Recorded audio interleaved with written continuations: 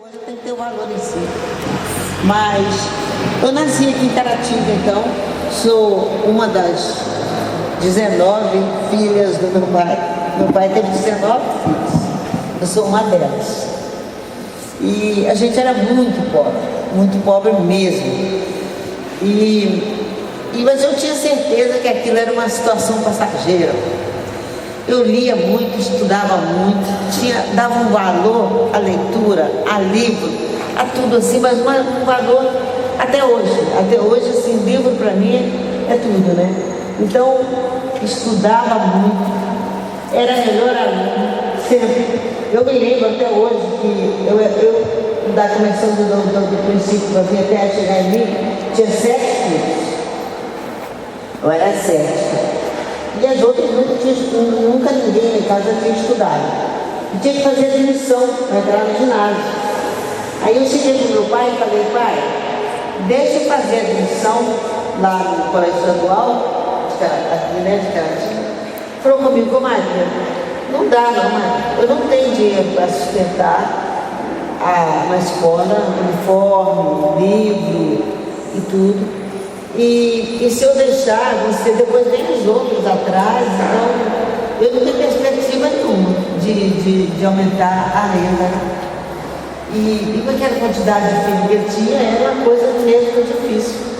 Aí eu falei: não, pai, eu não quero estudar não, eu só quero fazer admissão para ver se eu faço. Aí ele olhou para mim assim, certo orgulho, e falou: é porque você acha que vai tirar o primeiro lugar, né? Eu falei: eu tenho certeza, não tem pra ninguém lá na prova.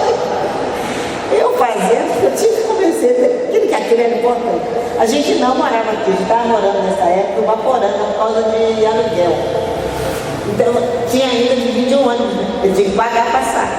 Então tinha que ter muito convencimento para ele aceitar pagar a passagem de ida e volta. Eu ficava o dia inteiro aqui para fazer a prova, e era 3 dias a prova, 3 dias de prova. Aí eu falei: pai, não, eu só queria fazer a prova mesmo, ver se eu passava e tal. Diz que tem uma medalha, pai, para quem passa. Aí ele virou para mim e falou: mas aí você vai ter que devolver a medalha? Eu falei: não, quem ganha a medalha leva para casa, que nem um muriqui. Não vou entregar nada. Eu vou trazer a medalha, eu só prego o prego ali antes de eu ir. Prego o prego ali, vou trazer a medalha. Aí meu pai foi lá e bateu um prego. Meu pai era danado também. Eu fui lá, marceneiro, né, bateu um prego lá. Falei: tá bom. Aí vim aqui, fiz a admissão, passei em primeiro lugar, recebi a medalha, levei: tá aqui, pai, a medalha, por aqui. Aí entregou. Aí só que eu desci.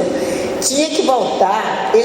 Eu fiz a prova com tanta rapidez que todos os professores, quando eu fui entregar, falavam assim: você não quer rever a prova? Ler mais uma vez? Eu digo: não, tenho certeza de tudo que eu fiz, sabe? Tenho certeza de tudo que eu fiz. Tenho certeza que está tudo certo.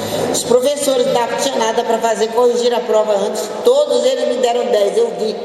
Aí cheguei em casa e falei: pai, eu tenho que voltar lá para buscar a medalha, vai ser no dia tanto lá, que tinha que voltar para saber o resultado. Aí eu tenho que voltar para buscar a medalha. O pai falou: não, vamos lá, buscar a medalha nós vamos. Aí foi comigo, quando eu recebi a medalha, ele ficou e chorava de emoção, né? Aí eu fui, falei com todos os professores que eu pude. Falei: olha, tirei primeiro lugar, mas não vou estudar não, só fiz para ver que eu passava, né? Porque eu não posso estudar, não tenho dinheiro, não tenho uniforme, não tem nada, a família é pobre. Não tinha vergonha nenhuma disso não, gente. Eu ia lá com a cara e a coragem, metia a cara: não tem não, nós não temos dinheiro não. E além do mais, eu não tenho dinheiro para pagar merenda, ficar aqui o dia inteiro, sou fraco, não dou conta não. Aí eles começaram: e se a gente arrumar um emprego para você na biblioteca? Eu digo: aceito. E se a gente fazer, tá. Mas não dava dinheiro. Na biblioteca não dava, porque era uma merreca, né? Você ficava, assistia a aula, ia lá, ficava ali vendendo um salgadinho que tinha lá. Não, isso aí não dava não. E se voltasse na biblioteca? Falei: bom, se juntavam na biblioteca aí já melhora. E se a gente procurasse as mães, as meninas que saíram, porque quem era repetente lá, perdia o lugar. A gente procurava uma menina para dar uniforme para você, porque tinha uniforme de vestir todo dia, uniforme de gala, a blusa de frio, compunha o uniforme de educação física. Tinha tudo isso, de uniforme, só de uniforme, sem falar no sapato. Tinha o sapato de ir na aula, o sapato de andar de tênis, era uma coisa completamente absurda. Mas Eu sei que eu ganhei tudo, uniforme, ganhei todas as coisas e comecei a estudar os estaduais, né? E a fazer as duas coisas. Aí cheguei com a primeira medalha, a medalha do mês. Primeira prova que teve, tinha prova de 2 em 2 meses. Cheguei com a medalha do mês, falei, pai, bota outro prego ali. Ó pai, não, essa aí você tem que devolver, essa aí não é não, essa aí é assim. Você ganhou esse mês que vem outro menino ganha, você vai partir. Falei, pai, essa medalha é minha até o fim da minha vida, pode pregar lá. Pode pregar um monte de prego, vou trazer em todo lugar que eu ia, trazer a medalha. Eu levava as medalhas para ele, eu não dava valor nenhum para a medalha, eu dava valor com conhecimento. Eu tinha uma grande curiosidade com o mundo, eu tinha curiosidade com língua, com o mundo, com geografia, com história. Eu pegava o livro de história emprestado de uma pessoa que comprava, eu não comprava livro, eu podia. Ele me prestava o livro, eu lia o livro todinho nas horas de lazer, né? Nas horas que a pessoa, entre uma aula e outra e tal, e entregava o livro para a pessoa. Aquilo ali já era meu estudo, não tinha mais nada de estudar, porque eu não tinha livro. E a biblioteca do Colégio Estadual era uma biblioteca de doação de livros, não tinha uma biblioteca assim que compunha os livros mesmo que precisava, os livros que estudava não tinha lá, lógico. Então, lá tinha outros livros que eu fui pegando emprestado. Eu lia Sartre no primeiro ano, li Sartre quando eu fazia primário. Eu era louca, eu era enlouquecida com o livro. Ia lendo, cada coisa mais extravagante. Quanto mais era extravagante, mais eu tentava desvendar. Eu tinha uma curiosidade muito grande. Então, eu acho, continuo achando até hoje, que não tem ninguém, numa família, não, minha família tem esse problema, tem aquele, tem o outro e tal. Mas temos pessoas que já têm uma predestinação para o vencimento, para vencer.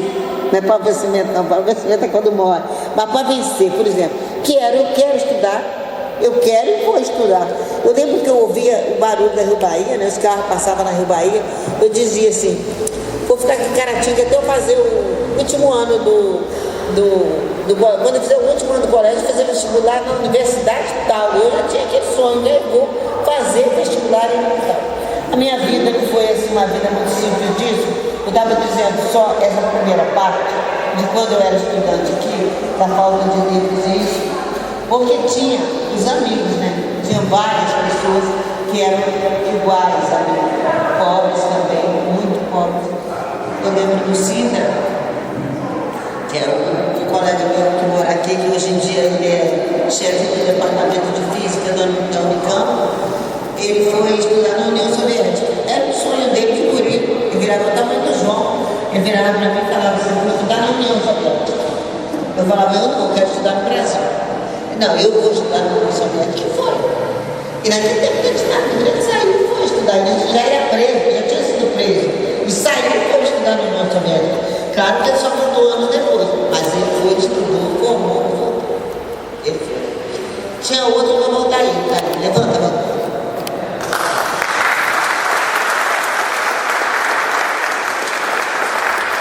Volta aí é como aqui ele está representando minha família, né? Porque não tem ninguém da minha família aqui. Ninguém da minha família frequenta o Cine Clube. Nem frequenta nenhum evento, nem vem prestigiar, mas Volta aí é a minha família. A minha família do coração, do espírito, da alma. Volta aí, ele também era pobre, que nem a gente. Só que ele ainda tinha mais um defeito. Além de ser pobre igual nós, eu tinha xistose.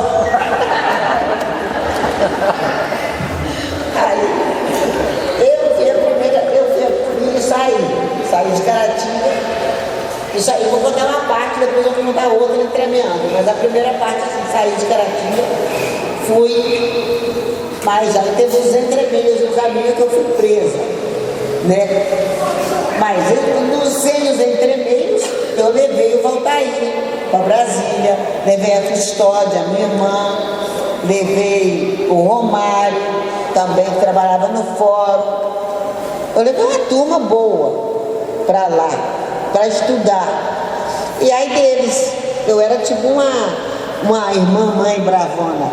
Eles tinham que estudar e ler, trabalhar, estudar e passar nos concursos e passar na universidade. Não era vida mole, não. Volta aí, ele ficou com desculpa que tinha xistose. Aí disse, a gente tratou. Ah, tá, então aqui tem tratamento para tudo, vamos tratar. E ele, então, formou de comunicação, levanta aí, você fez? Hã? Economista, claro, economista. O Romário fez comunicação. E aí ele foi para o Banco Central. E ele tinha um cargo no Banco Central tão esquisito, gente. Se fosse hoje, estava preso no negócio da propina. Porque ele perguntava assim, ô Thaís, como é que vai ficar o negócio da economia aí? Ele disse, não posso falar não, precisa tudo segredo. Era secreto. E aí eu vivia cutucando ele, mas quem vai, nunca me contou nada. Não sei nada do Banco Central, para estar me contar. Se ele não tinha confiança, eu não era de muita confiança. Bom, no meio disso tudo, entre essa etapa de estudar, da curiosidade, de vencer os problemas, os desafios, às vezes a falta de comunicação familiar, a gente tem dificuldade quando a gente é adolescente, quando a gente está crescendo, quando a gente está nesse processo de individuação, querendo ser um indivíduo, e o pai e a mãe da gente querendo que a gente seja só filho. Aí tem um sofrimento grande na gente, muito grande mesmo. Às vezes a gente se sente estranho em casa, às vezes a gente se sente estranho no mundo, a gente se sente com as pernas muito grandes e o mundo pequeno, a cidade é muito pequena, o mundo é grande, e a gente está aqui pastando. A gente tem essas coisas, todas elas eu me lembro perfeitamente. Mas, além disso, tinha um problema político. A gente vivia numa ditadura. A ditadura, no tempo, a gente já cresceu desembocado na ditadura. Quando a gente tinha todas essas dentro de nós, essas perguntas, desemboca em plena ditadura. Para nós, ditadura enfim, era a mesma coisa, porque a gente não estava preocupado com a ditadura. A gente tinha um programa na Rádio Caratinga, chamava Perspectiva X. Eu ia lá, era guria, eu tinha 16 anos, eu ia lá e desancava, chamava Itália, assassino, pá, não sei o quê. Tinha a menor ideia do risco que corria. E se alguém me dissesse, eu dizia, tá nem tô correndo o risco daí, era assim.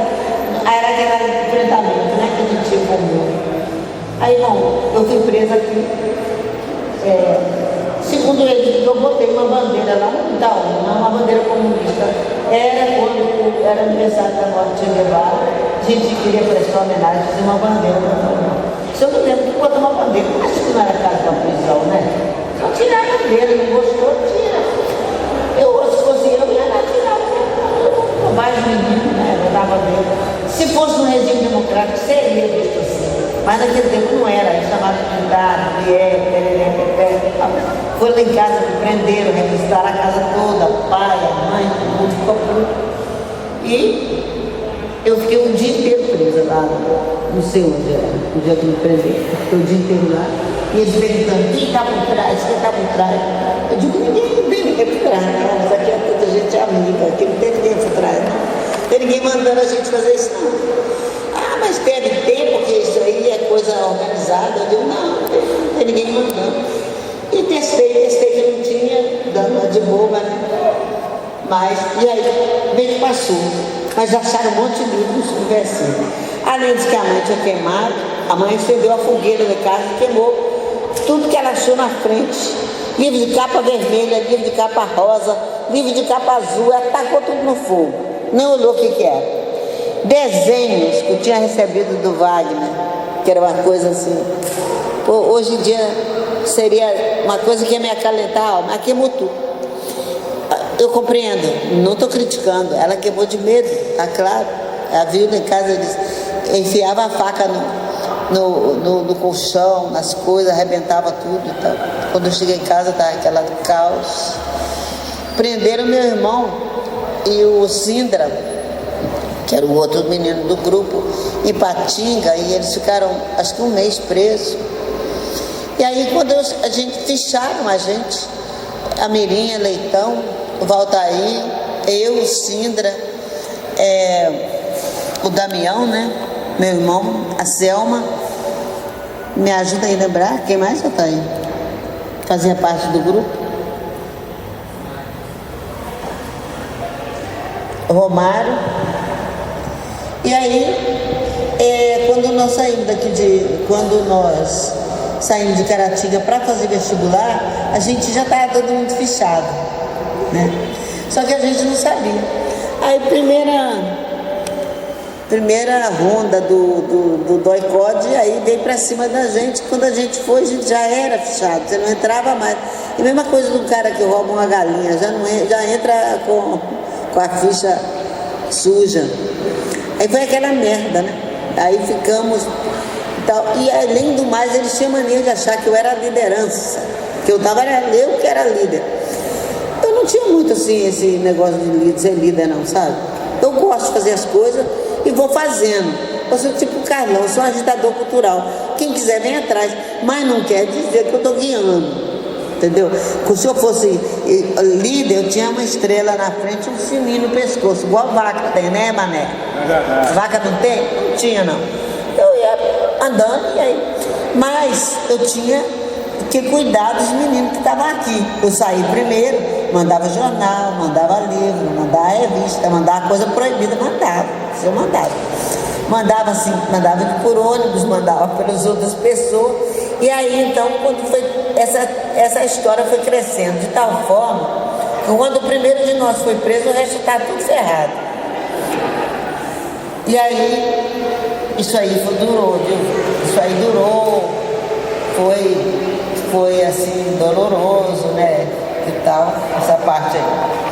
Então, hoje em dia, por exemplo, eu sou uma lutadora a favor das liberdades, da democracia, de direta já, de eleições, de uma renda mais igual para o povo, de todos os problemas, de todos os movimentos sociais, do sem terra, do sem teto, de todos isso. Continuo a minha luta agora por essas coisas, pela democracia. Acho um absurdo que tenha direito a menos, né? Coisas como o direito dos trabalhadores, que desde o tempo do Getúlio tem, aí vem um incauto, né? Um usurpador, um fora Temer qualquer, para tirar direito dos trabalhadores. É absurdo. Como é que pode isso? Aí começa tudo de novo, né? Você vai voltando. Parece que é aquele coisa circular no início, dá um tempo circular. Você dá uma volta e agora, na hora de você descansar, né, que eu já estou velha, queria descansar, que vai começar tudo de novo. Mas enfim, é isso aí. Nessa saída minha para a vida, eu tinha muita assim, tudo para mim, a arte para mim sempre foi uma coisa assim, sagrada demais da conta. Era poesia, teatro. Eu nem peça de teatro, eu imaginava peça de teatro, eu nunca tinha visto uma. Mas eu lia as peças de teatro. Todas eu pedia para mandar, a pessoa mandava, né, os livros com as peças de teatro, eu lia. Tinha vontade de ver demais, não tinha jeito. E aí, quando eu saí daqui, eu conheci uma menina que era da Tijuca, e eu falei com ela que as ideias que eu tinha para fazer filme, já contei tudo de uma vez, então, a coisa mais linda do mundo é cinema, vamos fazer um filme sobre a história. Não, perguntei para ela primeiro assim, você veio do Japão? Não, vim do Japão não. A minha avó veio do Japão. Eu falei, pede ela, será que ela conta a história para mim? Ela falou, conta, a Batinha adora contar a história.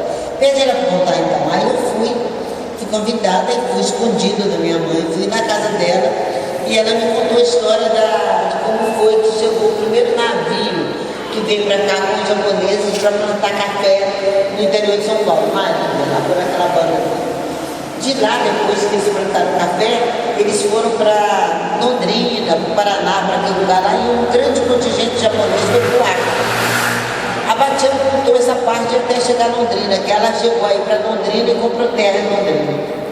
E aí eu achei que aquilo dava uma história, uma coisa fantástica, e não parava de falar naquilo. Falei tanto que a Tijuca fez o Gaijin.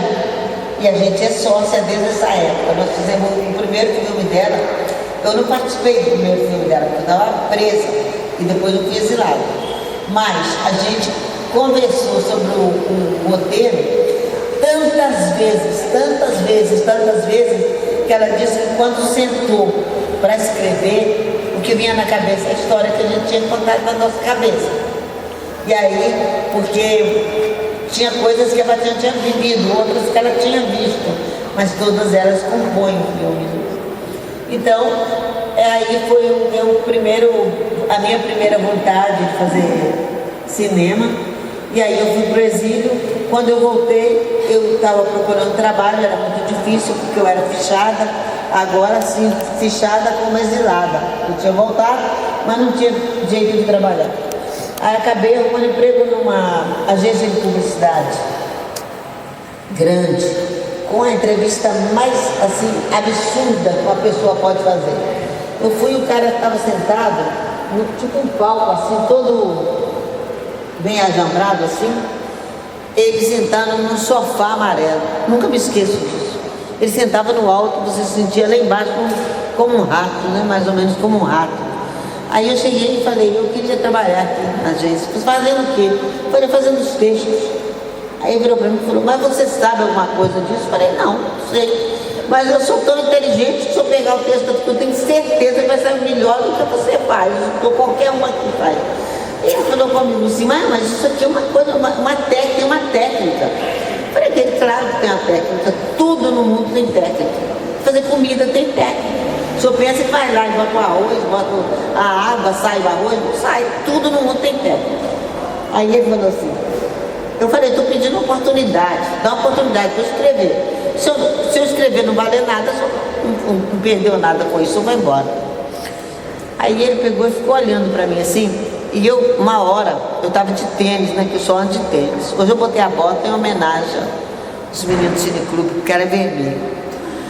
Mas, porque também tá um frio de rachar aqui, que eu não aguento. Mas eu só ando de tênis.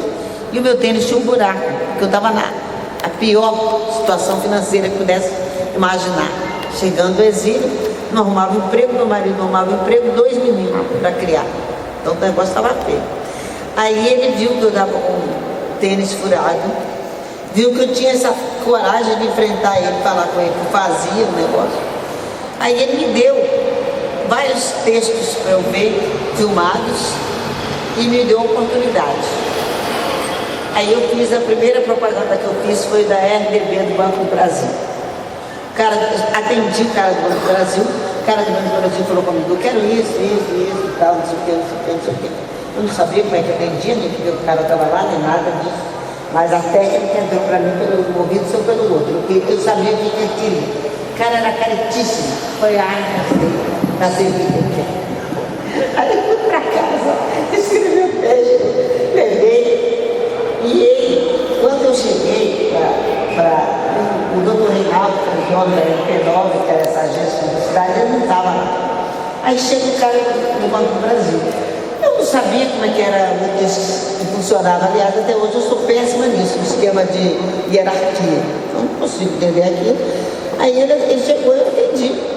Eu já tinha conversado com ele, achei, né? Que era a última amiga. Aí ele falou, então, como é que está aí o trabalho depois? Eu falei com ele, olha, eu escrevi uma coisa aqui, mas eu acho que tinha que mostrar primeiro do doutor Reinaldo. Não, pode mostrar direto. Vamos conversar nós dois, eu gostei muito de você. Aí eu mostrei para ele o que eu tinha pensado. Ele falou, maravilhoso, eu quero que você faça. Aí o doutor Reinaldo chegou, eu falei, o doutor Reinaldo, ele insistiu, mostrei para ele. O cara de verdade, ela não queria me mostrar, mas eu insisti e tal. Aí o cara me contratou, eu virei fazendo texto lá dessa aí da MP9. Quando eu comecei a filmar, fazendo os textos, filmando e tal, não sei o quê, daí pra frente, aí o segundo filme eu já fiz.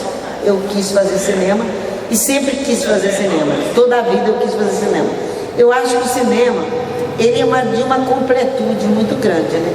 Porque das artes ele reúne várias, ele reúne a música, ele reúne figurino, ele reúne fotografia, ele reúne o teatro, que é a encenação que os atores fazem.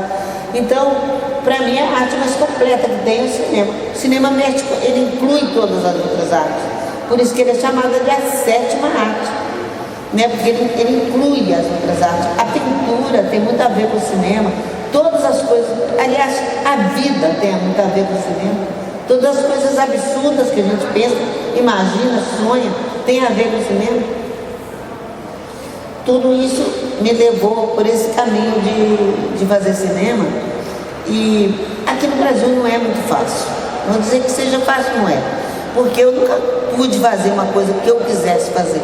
Agora estou com um projeto que eu estou tentando fazer, que é uma história de uma judia que foi condenada à morte em Portugal e estava presa em Portugal com todas as joias costuradas no corpo, na roupa, comprou a liberdade dela, eles prenderam outra pessoa no lugar dela, ela se pintou toda de negro e veio no navio negreiro para o Brasil. E chegou no Rio, comprou, aí se meteu lá no meio judio, que os meios judaicos sempre teve as suas panelinhas lá, né, as suas coisas. E daí ela foi para Pernambuco e comprou um engenho do Pernambuco. E ela era sozinha, era uma mulher governando o engenho. Ela reuniu os escravos e falou: olha, cara, gente, aqui é o seguinte, toda liberdade religiosa, tem liberdade religiosa total. Pegou 4 famílias de negro, o negro com a família, morar dentro de casa com ela, para ser os guardiões dela, porque ela tinha medo que eles invadissem lá os brancos, né? Porque ela era mulher e fizessem uma matança. E então deu liberdade de culto, pagava os escravos como se fossem mão de obra assalariada, só que eles não podiam contar para os outros. Ela disse que tudo que acontecesse dentro da fazenda, ali dentro do engenho dela, era para só ficar entre eles. Então eu quero fazer esse filme. Esse filme aí agora está sendo o sonho da minha vida, né? Então eu trabalhei em várias coisas, em vários projetos importantes que viraram filmes importantes. Um deles que eu estava lembrando ali com o Fernando era não é Vai Brasil, era eles não usam black tie, por exemplo, que eu conhecia figuras fantásticas e amei trabalhar nesse filme, que era um filme com a Fernanda Montenegro e com e então e fiz a Cananga do Japão, trabalhei na televisão no tempo do Collor, que era um tempo difícil. Eu fiz a Cananga do Japão, fiz Pantanal, fiz Dona Beija, fiz um monte de histórias bonitas para a televisão. Nunca foi muito a minha praia, não. Minha praia mais era cinema mesmo, mas como não tinha, né, ele acabou com o cinema de tal forma que até hoje tem 1/3 dos filmes do cinema novo não tem no Brasil cópia, porque graças àquele bonitinho do Collor que acabou com a Embrafilme e acabou com a empresa que negociava os filmes do exterior. Aí não tinha jeito de trazer os filmes de volta. Aí pronto, os filmes ficaram perdidos nas cinematecas do mundo. O Glauber Rocha uma vez achou um Deus do Diabo na Terra do Sol na Índia, uma cópia do filme. Aí trouxe. Então de vez em quando não acha a cópia do filme e traz. Mas uma coisa assim bem absurda e bem doida, né? Há pouco tempo, agora eu trabalho ainda, viu gente? Eu trabalho, eu faço um monte de coisa também no cinema. Eu entrei, primeiro filme que eu fiz, eu fui diretora, eu fui assistente de arte de vários filmes, depois eu fui diretora de arte. Eu pensava que eu ia seguir essa parte da arte. Mas depois que eu fiz 3 vezes, eu já não queria fazer aquilo mais. Comecei varrendo estúdio, dava água, chamava boy de 7, mas no meu caso seria boy, não, como é que seria o contrário de boy? O contrário de boy. Não existe a palavra, na verdade sempre é um boy de 7, eu fui um boy de 7 mulher. Aí era dar água para os atores, ver se eles gostavam de cafezinho, falar que eles estavam bonitinhos, que isso tudo faz parte. Porque esse vestido ficou lindo para você, porque você não está gostando, mas você está maravilhosa, nunca teve tão lindo. Se fosse você pedia o cara para te dar esse vestido depois para você levar. Porque olha, depois que você fizer essa cena, leva esse vestido para você, que ele é lindo, quando ela estava insegura. Aí pronto, acabou a insegurança. Você tinha que fazer várias coisas, o boy de 7 fazia isso. Comecei assim, fazendo essas coisas, daí eu passei a produtora de arte, assistente de arte, produtora de arte, diretora de arte, e aí pulei para direção. Fui assistente de direção de várias coisas, de vários projetos. De um deles que eu gosto muito foi o Pacador de Promessa, mas não o filme não, porque o filme não é do meu tempo, mas uma série para televisão, que também foi a primeira e a última, que eu fiz na Globo, e a Globo resolveu botar censura em cima. Quando a Globo censurou, eu tinha um advogado doidinho lá no Rio de Janeiro, que chamava Pedrinho de Guimarães. Eu entrei com ação contra a Globo. Aí a Globo, claro, é lógico que eu perdi a ação. Perdi a ação e o emprego, mas não perdi a dignidade, porque o estado de São Paulo, naquele tempo, era assim, deu uma capa inteira preta, assim no segundo caderno, que tinha cá no meio, assim, a Rosa grávida, que chama Zé e Rosa, o casal protagonista.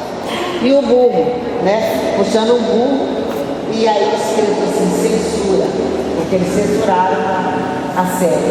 Hoje em dia eu tenho a série completa, já vou na Globo de novo outras vezes para fazer minissérie, mas trabalho no cinema. Aí acabei de fazer, esse ano eu fiz uma pesquisa sobre 1817, a Revolução Pernambucana de 1817, que teve uma Revolução Pernambucana, aqui em Minas teve a Conjuração Mineira, lá teve a Revolução Pernambucana. Sendo que a Revolução Pernambucana foi vitoriosa. Ela foi vitoriosa, expulsaram o governador de lá, fizeram a bandeira, de lá trazem o orgulho de ser nordestino de lá, correram com o governador que era português, no tempo de Dom João. Isso foi em 1907. Então eu fiz a pesquisa, faço legendagem do filme, eu faço quase tudo que eu preciso. O cara está precisando de arte, precisando de diretor de arte, faço ainda. Precisando de figurino, faço figurino. Precisando do que for, eu não faço figurino. Eu boto o que o personagem vai vestir. Claro que tem as costureiras e tal, não sei o que lá para costurar, as coisas para emprestar. Eu não sei costurar, não. Fala. A história do Lavoura Arcaica, você teve um trabalho de legendagem. Sim, aqui foi eu que fiz legendagem para francês do filme Lavoura Arcaica. Eu não trabalhei no filme não, mas acho que lindo. Adoro tudo. Sou apaixonada pelo Raduan Nassar. Aliás, os 3 livros dele para mim é paixão, que era A Menina Caminha, Lavoura Arcaica e Um Copo de Cola. Eu adoro, amo. E Guimarães Rosa para mim é o primeiro em segundo lugar. Assim. E gosto muito assim, da área poética, né, que eu sou ligada muito, Roger e Borges. Eu já disse, todos os meninos do Cineclube sabem das minhas preferências assim, de leitura, né? Eu leio muito ainda até hoje, procuro coisas novas, sempre que tem coisas novas e que aponta que eu quero fazer, completamente assim, cozinha. Vai ter um curso de comida indiana, se eu tiver tempo, eu estou lá fazendo. Eu tenho uma curiosidade muito grande com a vida. Eu acho que isso é muito bom, mantém a gente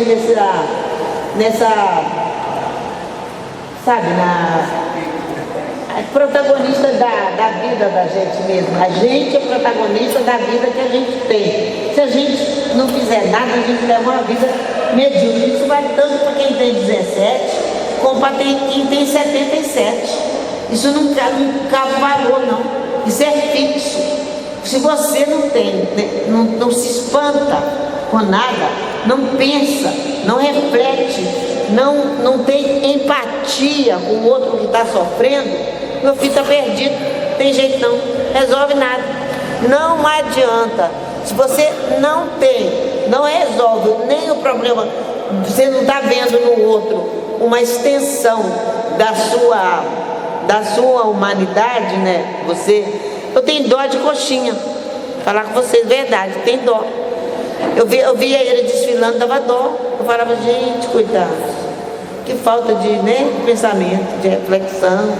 de pensar sair atrás do que a Globo diz, sabendo a história da TV Globo, sabendo que a Globo sempre fez merda para não pagar imposto, sempre fez, é tudo, a avareza deles é maior, a cobiça e a avareza são as coisas assim, os defeitos mais pervertidos do ser humano. É isso que leva a situações mais extremas em todo lado do mundo. O presidente da África, com certeza, é um nababo, e os caras lá morrendo de fome. Então é isso, a gente tem que ter dentro da gente esse senso de que nós estamos no mundo, não estamos sozinhos no mundo. A gente é esquisito, mas não está sozinho, né, bicho? A gente é esquisito, mas não estamos sozinhos. Estamos a régua de gente atrás. Então, a gente vai conversando, olhando e tal, ajudando. Se você ajudar só quem está próximo de você desse lado aqui, ó, já tá bom. Uma boa ação por dia já tá bom. Você vai fazendo. E eu acho que cinema é o resultado disso também. Eu não acredito no cinema sem ser desengajado. Não existe. Ninguém consegue fazer o cinema desengajado. Um cara tentou, quando vocês me ajudam com a memória, que a Sônia Braga fez aquele filme lá do... Aquários. Vocês viram Aquários, não viram, gente? Tá no Netflix. Vocês não adoram Netflix? Não amam Netflix? Amo Netflix. Então, lá tem o Aquários. Aí vocês vão, é um filme brasileiro, vocês vão lá ver o aquário e tal, não sei o que, pensa naquilo, na destruição da natureza. É um problema, tá lá um problema, uma puta de uma atriz belíssima, um ser humano belíssimo, ainda tem a história do câncer, tem tudo, para vocês verem toda a problemática, tá ali no filme. Aí tá. Aí vai o outro, faz um filmezinho lá, da irmã dele, que era uma adolescente que suicidou porque ela tinha um problema de gênero lá. Ela não conseguia definir o gênero dela, se era branco, amarelo ou cor-de-rosa. Ela não conseguia definir e aí teve um suicídio. Ah tá, é um filme ótimo também, mas não tinha mesmo impacto do Aquários. O Aquários tem um impacto maior, porque é um impacto ambiental. Se tiver um crime ambiental, vocês sabem disso, porque viram agora mesmo lá no Rio Doce, né, gente? Cagaram o Estado no negócio do Rio Doce. Então, aquilo atingiu e vai atingir e atingirá um número de pessoas tão grande, que a questão, vamos dizer assim, pessoal do outro filme fica pequena perto, e claro que tem que ter uma relação aí. Vamos supor que eu sou um mecenas e tenho uma quantidade de dinheiro para dar. Eu vou dar aquele com problema maior, que está apresentando um problema que atinge a maior parte da população. E não um problema do coisinha lá pequeno, que é entre uma pessoa e outra, entendeu? É assim que eu vejo o mundo, a arte, a vida, as pessoas, a conexão com o sagrado, com o humano, com a vida, com tudo. Agora eu vou responder perguntas. Quem quiser perguntar sobre qualquer coisa que eu souber, eu respondo. Se não souber, eu digo que eu não sei. Combinado?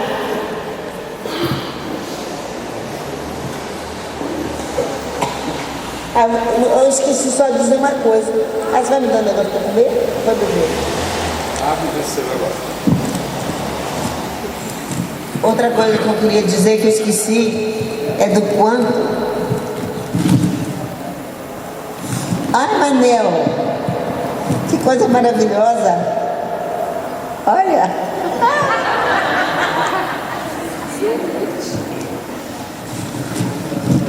Mas faz um serviço completo, arruma água pra mim. Esse cineclube, menina, é uma miséria. Eu ia trazer uma água lá de casa, mas eu esqueci. Mas outra coisa que eu queria dizer é o seguinte: o cineclube tem o meu nome. Não fui eu que pedi não, viu, gente? Foi uma homenagem espontânea das pessoas. Eu me sinto muito honrada. Merecer, eu não mereço. Mas eu tenho uma honra muito grande, um agradecimento muito grande, porque o trabalho que o Cineclube faz é muito legal. Olha, principalmente essa parte dele não ser fixo, não estar parado no lugar lá e passar só filme, fazer um festival só com filme com competição, que isso, no fundo é uma bobagem, porque ninguém pode dizer que um filme é melhor ou pior que o outro.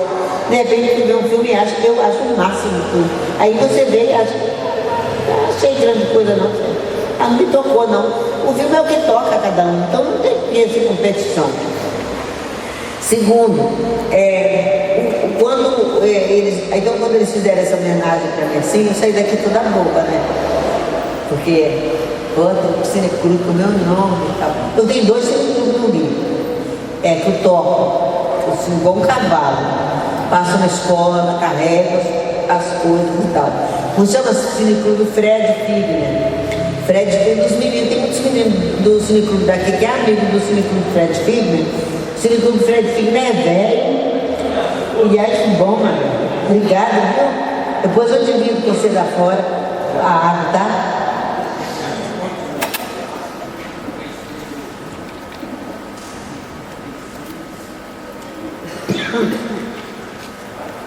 Então, eu senti muito assim, muito honrada mesmo com a coisa. Não por causa do trabalho,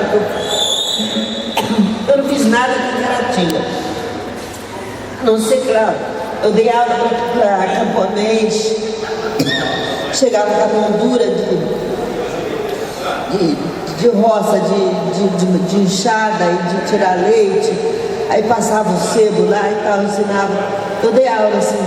Desde menina eu dava aula para pessoa pobre que não sabia ler, saía de casa de chinelo de dedo, voltava sem, dava na rua, tomava cada coça, porque a gente era pobre, não podia dar o chinelo, só tinha o chinelo para sair. Meus irmãos faziam questão. Eu saía com ele, toda vez que eu saía eu dava. Chegava em casa, era aquela. Então, quando eu. A única coisa, vamos dizer assim, que me prende à cidade, hoje em dia, é o cineclube e o futuro desses meninos. Então o futuro de cada um deles me interessa. O Carlão sabe disso. É uma relação que passa muito mais além de coisa de fã, de coisa assim, que isso aí é bobagem, que é um nome que tem que dar lá, não sei nem porquê, né? O Carlão sabe.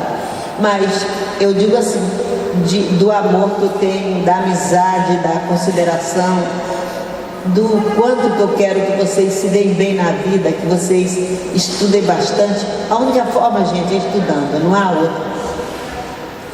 Eu não posso falar de outro caminho, eu só falo do caminho que eu conheço.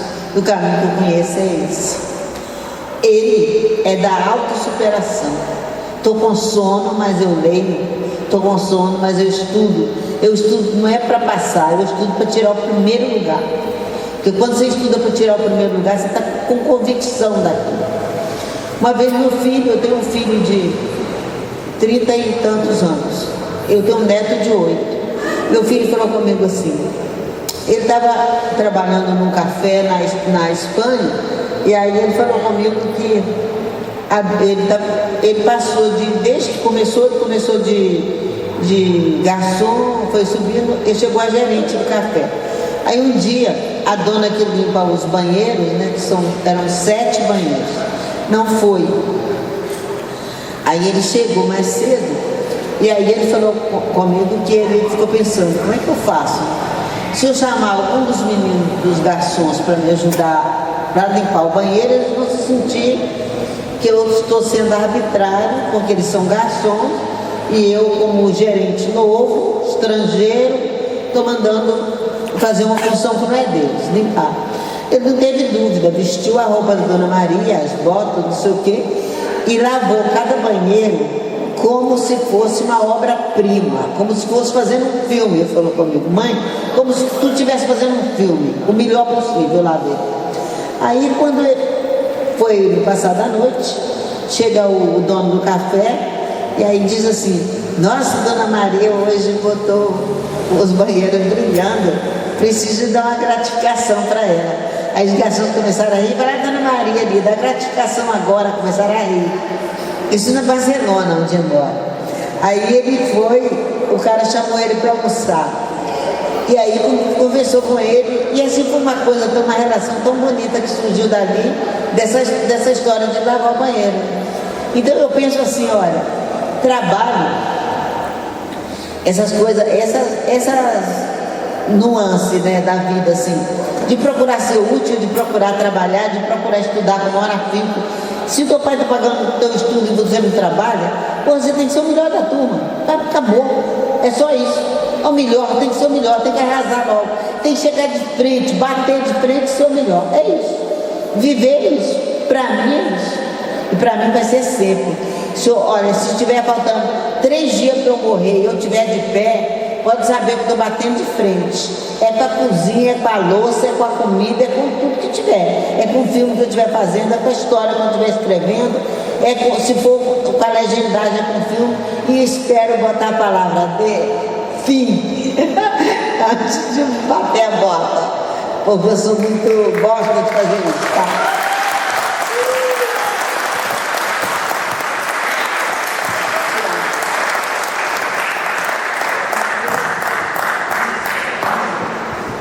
Agora fala, Fernando. Você queria perguntar?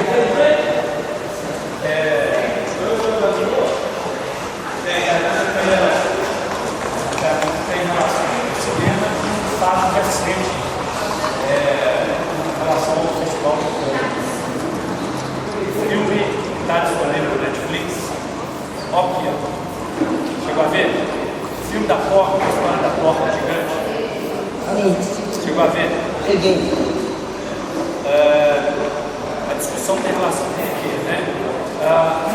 Existe, de certa forma, você até já respondeu um pouco essa pergunta, mas só para um aprofundamento.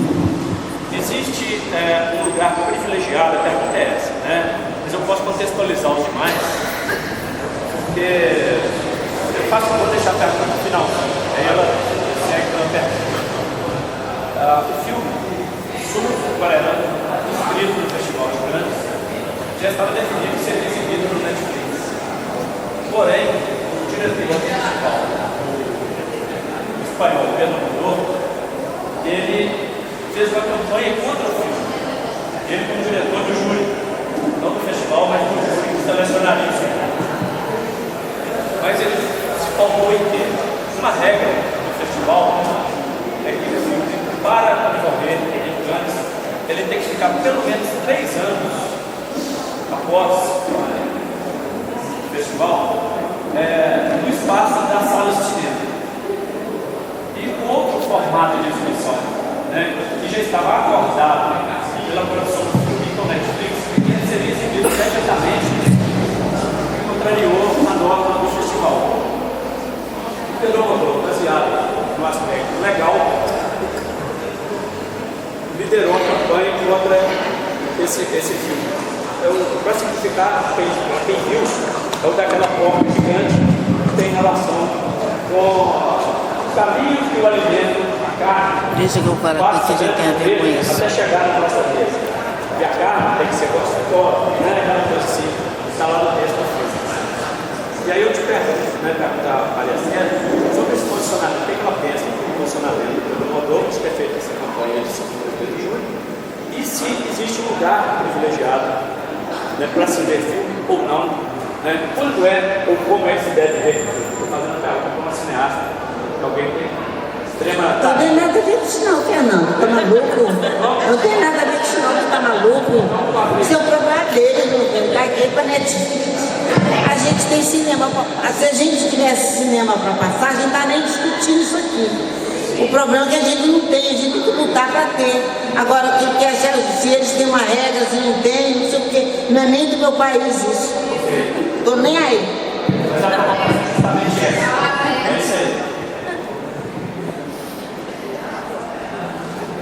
Cadê meus menininhos do Cineclube para fazer pergunta? Salatiano não vai sair de filho não, eu tô vendo.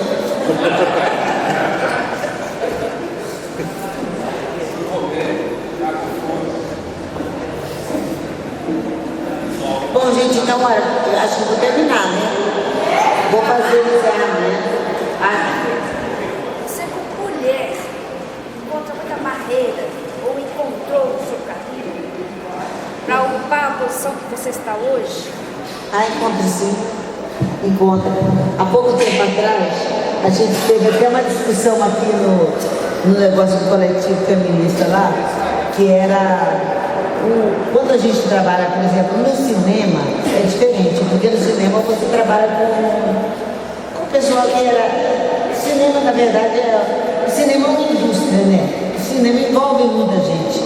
E é uma das indústrias mais importantes do mundo. Ela vem depois das armas. A indústria que mais dá dinheiro no mundo é venda de armas.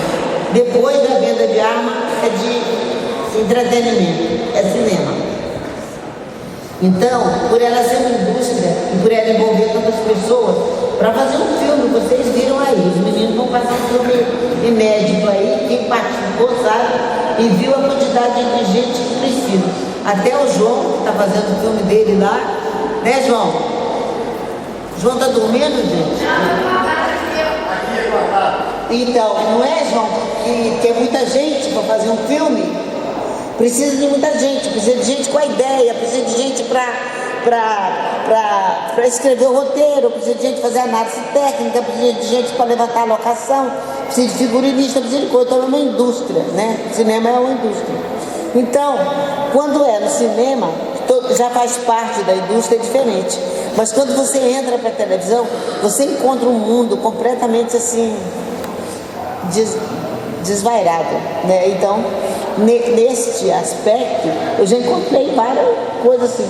Já tive que botar ator para fora do meu quarto a tapa, entende? Que eles bebem, cheiram, faz tudo e acha que é dono de tudo, que você vai ficar muito gratificada, entendeu? Ainda. Então tem sim, tem problema assim, não é uma viola, mas a gente aprende a lidar com isso também, sabe? Não é também porque a gente tem essa fragilidade toda, não, mas se a gente tiver um bom conceito da gente mesmo, a gente aprende a lidar. O problema é que algumas pessoas, algumas mulheres não têm um conceito delas mesmas tão alto a ponto de causar, de ter essa resistência e dizer pro cara, não, cara, sabe? Só quando eu quiser. Eu preguei um negocinho, eu fiz um negocinho muito bonitinho, que era do chá, uma analogia com o chá. Como a mulher e o homem, né? Então eu falo assim, você quer tomar um chá? Ela diz que quer, então vou fazer. Aí quando eu chego com o chá, eu digo, não quero mais não, mudei de ideia. Então se ele pensar na relação, não na relação afetiva, mas na relação sexual, como a questão do chá, é igual. Você não quer tomar. Não, eu não quero tomar o chá agora. Não quero tomar o chá hoje. Não quero tomar chá com você. Não quero tomar chá, entendeu? Então, tem também, na arte também tem lugar essas dificuldades. Você tem que lidar com ela, aprender a lidar, né?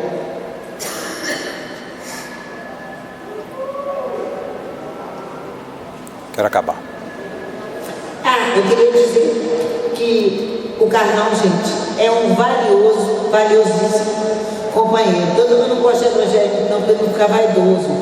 Eu elogio, todo mundo elogia ele, não fica vaidoso. Eu não sei o que acontece com ele. Mas hoje eu queria achar, ele ficar bem vaidoso. Que é o seguinte, eu vejo ele assim, como uma pessoa que, se não existisse, precisava ser criada aqui em Caratinga. O trabalho que ele faz não tem preço, não. É totalmente assim, imprescindível, né? Eu era muito preocupada, a gente chegou a discutir sobre isso, o Carlão trabalhou comigo fora daqui, lá. Não sei onde que era, acho que era na Salvador, interior Bahia. da Bahia. Salvador, Bahia. Salvador interior. Bahia. Não, nós fomos no semiárido, não fomos? Fomos aonde o Lamarca foi assassinado. Brotas de Macaúbas. Onde o Lamarca foi assassinado e o Carlão foi comigo. Mas o trabalho que ele faz assim, quando eu vim aqui eu falava muito jovem, de opção, ele só tinha opção de entre bar e bar. Era só opção de quê? Gente, opção de beber, você só tem uma opção, beber. Não é estranho? Uma cidade que era universitária, essa cidade já tinha universidade aqui e não tinha cinema, acabaram com os dois cinemas, o cinema das minhas juventudes, que era Itaú, nós tínhamos no Brasil, né? Eu ia e achava o máximo, tá? via filme estrangeiro, via filme brasileiro. Eu não falei isso com o Fernando, né? Porque eu gosto só de filme brasileiro. Eu acho que eu gosto prioritariamente de filme brasileiro, porque tem a minha cara e eu me vejo refletida nisso. Mas tem filmes estrangeiros ótimos e a gente via aqui em Queratinga. Acabaram os 2 cinemas, ficaram aqueles 2 elefantes brancos lá montados num monte de tempo e não tinha onde o jovem ir. Era uma cidade universitária com a única opção, beber, bares, numa lanchonete que prestasse tinha. Aí melhorou um pouco, né? Tem um espaço no clube. Agora, eu acho que a gente deveria começar uma campanha para tombar isso aqui para a cultura, entendeu? É isso que devia ser feito, porque é um espaço que dá para fazer exposição de arte, pintura, cinema, todas as artes aqui. Então é um espaço maravilhoso. Eu fico muito feliz do quarto Festival de Cinema ter sido aqui dentro e a gente marcar essa posição. Vamos lutar na sociedade para que isso aqui tenha um espaço. Imagina isso aqui no verão, que bom que seria. Todo mundo tem a opção de vir para cá e ouvir palestra, passar peça de teatro. Tem peça de teatro que é super barata de trazer para cá, fazer peça de teatro, fazer cinema, fazer arte, fazer tudo que é tipo de arte, curso de fotografia, sei lá, nessa arte. Podia ajudar aí, ó, os pobres mais.